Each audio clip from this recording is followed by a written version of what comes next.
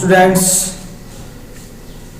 आज के इस वीडियो में हम नेक्स्ट क्वेश्चन को हल करेंगे जो है 3.4 का क्वेश्चन नंबर 2 का सेकंड क्वेश्चन, जिसमें विलोपन विधि का हम उपयोग करेंगे हल करने के लिए और अस्तित्व है या नहीं ये भी हम जानेंगे। और चूंकि पहले प्रश्न में हमको दी गई थी समस्या की समीकरण उपलब्ध थी, किंतु यहाँ पर समस्या यह है कि हमें पहले समीकरण बनाना है और उसके बाद जांच करना है कि हल है या नहीं। यदि हल है, अस्तित्व है, तो ही हम हल कर पाएंगे। तो देखिए, ये आयु वाले प्रश्न जो होते हैं इनमें बच्चों को अक्सर समस्याएं आती है। धीरे धीरे समझेंगे, थोड़ा सा वीडियो लंबा हो तो आप जो है इसको पूरा समझना जरूरी है। समझ भले ही लगे किंतु जानकारी अधूरी न रहे, प्रश्न हमें समझ में आना चाहिए। तो प्रश्न पढ़ते हैं। 5 वर्ष पूर्व नूरी, देखिए एक लड़की है ये नूरी, की आयु सोनू की आयु की 3 गुनी थी। एक और लड़का है सोनू, सोनू और नूरी, हो सकता है दोनों लड़कियां हो, ये जरूरी नहीं है। नूरी और सोनू दोनों की आयु के बीच में रिलेशन दिया है। पहला क्वेश्चन यहां से बनेगा। इसमें फिर कहा है 10 वर्ष पश्चात। पहले कहा था 5 वर्ष पूर्व, अभी कहा है 10 वर्ष पश्चात नूरी की आयु सोनी की आयु की 2 गुनी हो जाएगी। तो दोनों की आयु में यहाँ पर रिलेशन दिया गया है, नूरी और सोनू। देखिए 5 साल पहले की और 10 साल बाद की आयु के बारे में कहा गया है, तो ये आयु हम कैसे ज्ञात कर पाएंगे? मैं आपसे कहूं कि अगर आपकी आयु 5 साल पहले कितनी थी, आप 10वीं कक्षा में पढ़ते हैं, मेरे ख्याल से मेरा मानना है कि आप 14 वर्ष के बच्चे हैं, तो 14 वर्ष अभी आपकी आयु है, तो 5 साल पहले कितनी होगी?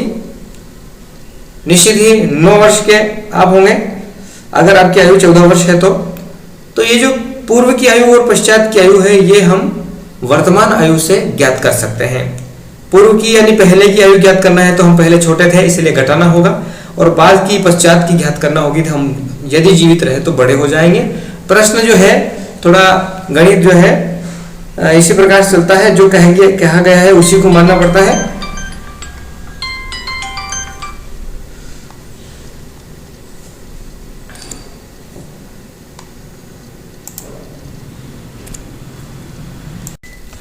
तो हम पहले इस सवाल में वर्तमान आयु मानेंगे, दोनों की वर्तमान आयु होगी तो हम इसे आगे हल कर पाएंगे। तो हम लिखते हैं माना नूरी की वर्तमान आयु हमेशा क्या होती है? वर्षों में होती है, इसलिए मैं यहां लिख रहा हूं x वर्ष। और एक और क्या है? सोनू। तो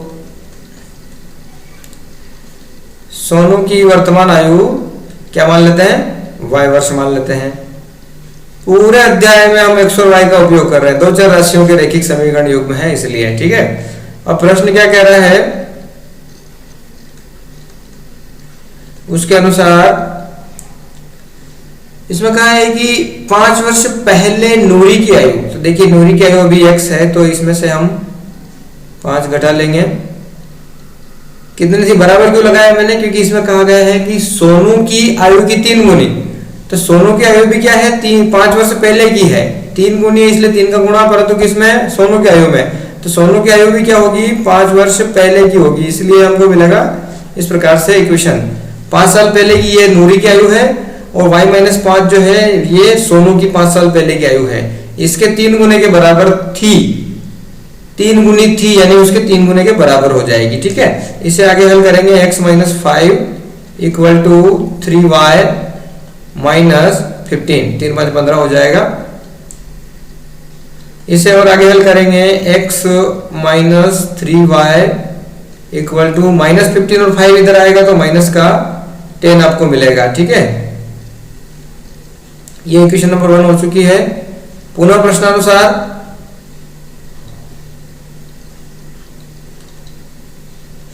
प्रश्नानुसार लिखेंगे। अब उसने कहा 10 वर्ष पश्चात नूरी की आयु, तो पश्चात में हमको क्या करना पड़ेगा? जोड़ना पड़ेगा। मैंने पहले ही कहा है अगर आप 14 साल के 10 साल बाद 24 के हो जाएंगे यानी कि 10 आपकी आयु में जुड़ जाएगी, ठीक है। 10 साल बाद की आयु हो गई है x + 10 नूरी की और y + 10 हो गई किसकी? सोनू की, ठीक है। अब इन दोनों में क्या रिलेशन दिया है देखो, उसने कहा कि सोनू की आयु की 2 गुनी, तो पिछली बार 3 गुनी थी सोनू की आयु की, जिसकी 3 गुनी उसमें 3 का गुणा किया था, इस बार 2 गुनी, इसलिए हम 2 का गुणा करेंगे। ठीक है, एक बार और प्रश्न को ध्यान से पढ़ें और इसको दोबारा पॉज करके नोट करें और समझें, आपको आसानी समझ में आ जाएगा। इसे हम आगे बढ़ाएंगे।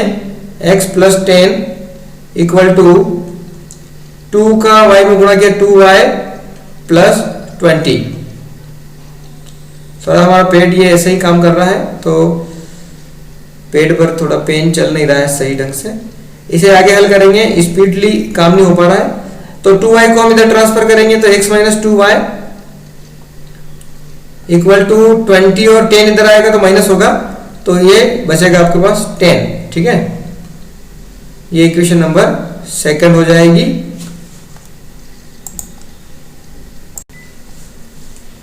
अब दोनों इक्वेशन में हमको पता लगाना है कि हल का अस्तित्व है या नहीं, तो हम a1 b1 c1 a2 b2 c2 का वैल्यू निकालेंगे। तो a1 आपका पहली समीकरण से x का गुणांक 1, b1 आपका y का गुणांक कितना दिख रहा है आपको, यदि आपने -3 चुना है तो बिल्कुल सही है, y का गुणांक -3 है, चिन्ह का भी ध्यान रखना पड़ता है। और c1 का वैल्यू जो है आपको मिलता है -10, जो इधर आकर के हो जाएगा +10। ठीक है, इसी प्रकार से a2 का वैल्यू भी 1 है और b2 का वैल्यू -2 है और c2 का वैल्यू, ये 10 इधर ट्रांसफर होगा समीकरण 2 से, ये वाला 10 तो क्या हो जाएगा, इधर आकर के नेगेटिव हो जाएगा, तो ये आपको वैल्यू मिलेगी -10।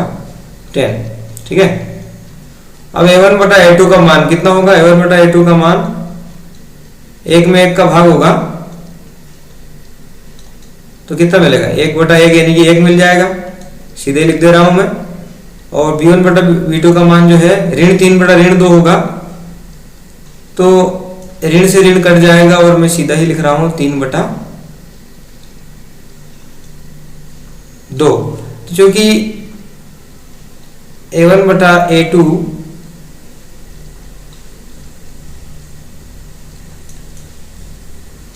बराबर नहीं है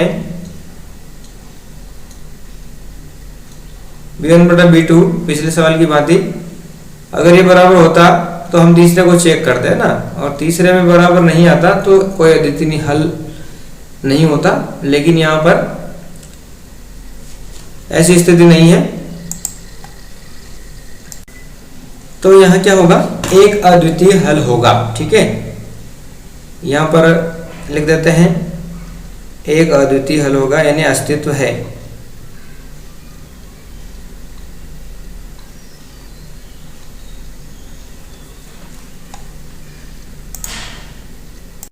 अब अगर एक अद्वितीय हल है तो हमें इसे हल भी करना पड़ेगा। तो चूंकि समीकरण 1 और 2 में, पिछले सवाल में y का जो गुणांक था समान था, इसमें समीकरण 1 और 2 में x का गुणांक समान है, तो आप जो है इसे x माइनस 3y बिना गुणा किए ही हम इसे हल कर देंगे, equal to -10। And second equation है आपका x माइनस 2y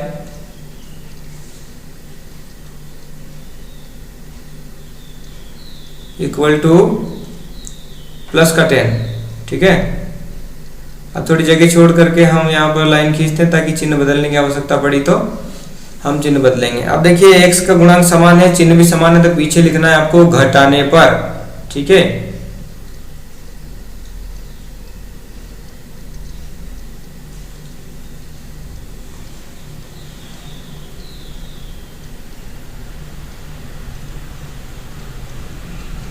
घटाते हैं तो चिन्ह बदलेंगे, ये प्लस का x माइनस हो जाएगा, ये माइनस का 2y प्लस का हो जाएगा, ये 10 जो है माइनस का हो जाएगा।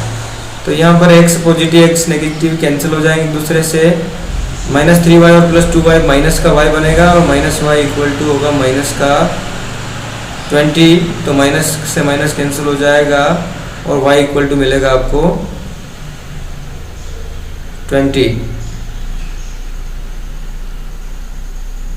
ठीक है, ये क्या हो गई वैल्यू, y की वैल्यू हो गई है। अब y की वैल्यू को हम इक्वेशन नंबर 1 में रख देते हैं और x की वैल्यू निकाल लेते हैं।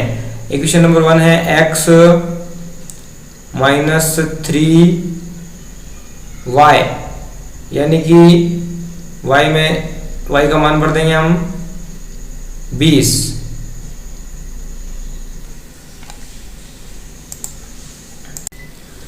यहाँ पर हमने मान भर के हल कर लिया है। थोड़ा सा पेन हमारा थोड़ा काम नहीं कर रहा है, पेन टेबलेट, इसलिए। तो x माइनस 3 इंटू वाई की वैल्यू 20 भरी बराबर -10। ये हमने यहाँ पर लिखा नहीं है, समीकरण 1 से हमने यहाँ पर हल किया है। ये आप चाहे तो यहाँ पर लिख सकते हैं समीकरण 1 से, इस स्थान पर समीकरण 1 से लिख दें और उसमें मान भर दें हम। फिर 20 का 3 में गुणा किया, 60 हो गया। 60 को हमने ट्रांसफर किया तो माइनस का 60 इधर आकर प्लस 60 होगा, और प्लस 60 माइनस 10 का हिसाब होगा, x का वैल्यू 50। तो इस प्रकार से हमको x और y की वैल्यू मिल गई है, जो कि नूरी और सोनू की आयु कितनी है उसने कुछ भी नहीं कहा, इसलिए वर्तमान आयु की बात कही गई है। नूरी और सोनू की वर्तमान आयु हमको मिल गई है 50 वर्ष और 20 वर्ष। ठीक है, इस प्रकार से आप अन्य सवालों को हल करेंगे। धन्यवाद।